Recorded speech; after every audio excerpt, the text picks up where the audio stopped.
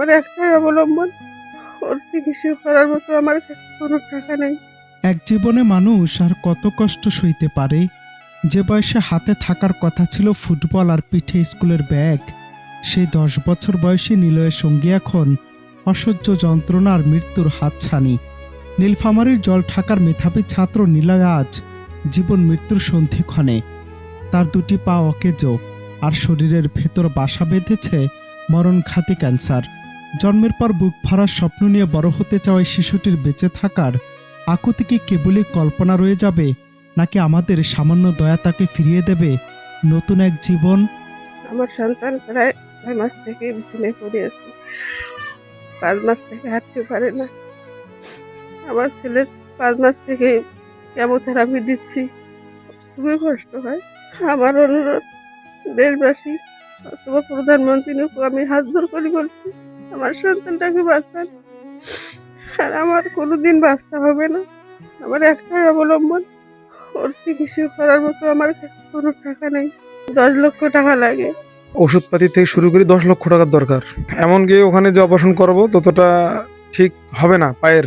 আর এদিকে ডাক্তার বলছে যে ওর সময় খুবই কম, এটা যদি ছড়িয়ে পড়ে সারা শরীরে তাহলে বাঁচানো সম্ভব হবে না। দেশবাসীর কাছে আমার সন্তানের জন্য আর্থিক সহায়তা চাই এবং দয়া করে আমার সন্তানকে ভিক্ষা স্বরূপ আমার সন্তানকে বাঁচাবেন, দান করবেন। জলঢাকা পৌরসভার পান্তাপাড়া গ্রামের দিনমজুর মিজু ইসলামের ছেলে নিলয় পথকলি শিশু নিকেতন সরকারি প্রাথমিক বিদ্যালয়ের 5ম শ্রেণীর এই ছাত্রটির হাঁটুর নিচে ধরা পড়েছে একটি টিউমার, যা এখন ক্যান্সারের রূপ নিয়েছে। গত 6 মাস ধরে চলছে জমে মানুষের লড়াই। যেখানে প্রতিদিন 200 টাকার ওষুধ কিনতেই বাবা মায়ের হিমশিম খেতে হয়, সেখানে চিকিৎসকরা বলছেন অপারেশন করতে লাগবে প্রায় 10 লাখ টাকা। কৃষি কাজ করা বাবা আর অন্যের বাড়িতে কাজ করা মায়ের পক্ষে এই পাহাড়সম টাকা জোগাড় করা কি আদৌ সম্ভব? বাড়ির ভিটাটাও নাই যে ছেলেটার চিকিৎসাপাতি করবি। এখন সরকার খুব সাহায্য, আমার সবার কাছে সাহায্য চাই যে বাচ্চাটা সুস্থ হোক। ও দীর্ঘদিন ধরে অসুস্থ, প্রায় 6-7 মাস থেকে অসুস্থ। সে 5ম শ্রেণীতে পড়ে, সে ক্যান্সার রোগে আক্রান্ত। এর আগে অনেক চিকিৎসাপাতি করেছি রংপুরে, ঢাকায়। আর শেষমেশ আবার যেখানে ঢাকায় নিয়ে গেলো, এখানে নিয়ে এখন প্রায় 10 থেকে 11 লক্ষ টাকার কথা বলছে আর কি চিকিৎসা করার জন্য। নিলয় আসলে খুব অসুস্থ, তার হাঁটুর নিচে টিউমার আমরা শুনতে পারি। বাংলাদেশ সরকার থেকে শুরু করে যারা বিদ্যমান সমাজে এবং যারা আছে মানুষের জন্য, যদি আমরা এই সময় এই নিলয়ের পাশে দাঁড়াতে না পারি, আমরা কোন সময় দাঁড়াবো? স্থানীয়রা বলছেন নিলয় শুধু একটি শিশু নয়, সে ছিল এই পরিবারের একমাত্র প্রদীপ। কিন্তু আজ সে প্রদীপ নিভে যাওয়ার অপেক্ষায়। এলাকাবাসীর কণ্ঠে ঝরে পড়ছে অসহায়ত্ব। তারা বলছেন মানুষ মানুষের জন্য এটাই তো স্বাভাবিক, কিন্তু 10 লক্ষ টাকার এই বিশাল বোঝা বইবার ক্ষমতায় দরিদ্র পরিবারটি নেই।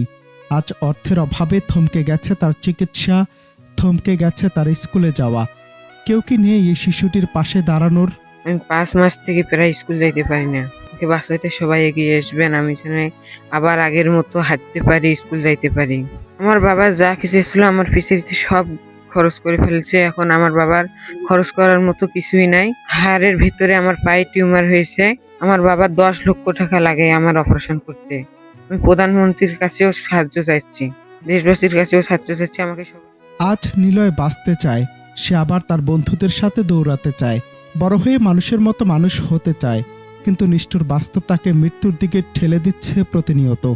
তার বাবা মায়ের চোখে আজ কেবলই অন্ধকার। আপনার সামান্য সাহায্য হয়তো এই পরিবারটির মুখে হাসি ফোটাতে পারে, বাঁচিয়ে দিতে পারে একটি তাজা প্রাণ। অনন্ত হাসান মাসুদ, বাংলা টিভি।